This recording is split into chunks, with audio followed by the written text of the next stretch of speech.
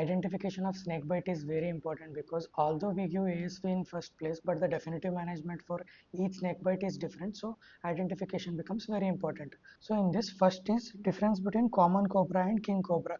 You can remember simply as common people wear spectacles, but the kings won't wear spectacles. So common cobra has the spectacles, but king cobra doesn't have the spectacles. Then crate, common crate.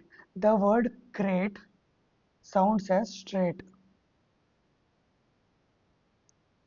So crate has straight lines like this. Okay. Next, viper. Next, viper. Viper we have V. Okay. If we rotate this, it will become reverse V. So together they will become as diamond. So viper has diamond shaped scales. So these are the diamond shaped scales present over the viper. Russell viper and saw scaled viper. S for saw scaled viper. S, they are actually small compared to Russell vipers. Okay.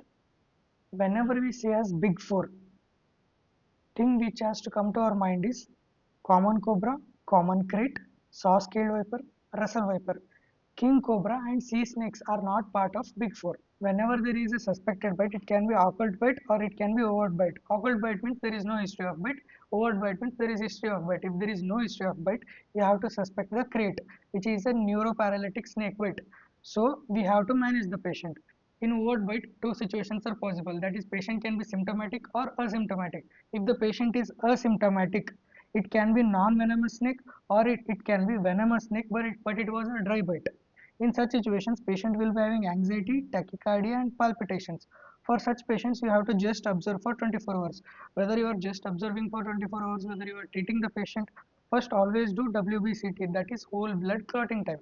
After that only we will decide. Assume now if the patient is symptomatic, it can be four situations. The patient is having a progressive swelling, you have to suspect a viper bite. Then what do you mean by progressive swelling? There will be a local necrosis, ecchymosis or blisterings can be present. Such patients need to be treated. If there is neuroparalysis such as ptosis, breathlessness, dysarthria, dysphagia or any muscle paralysis is there, you have to suspect the cobra bite or crate bite. If it is vasculotoxic, that is bleeding manifestation present or any shock is present or patient is going into AKI, you have to suspect viper bite. If it is myotoxic, that is muscle necrosis is happening, you have to suspect the sea snake. For all such four situations, you have to manage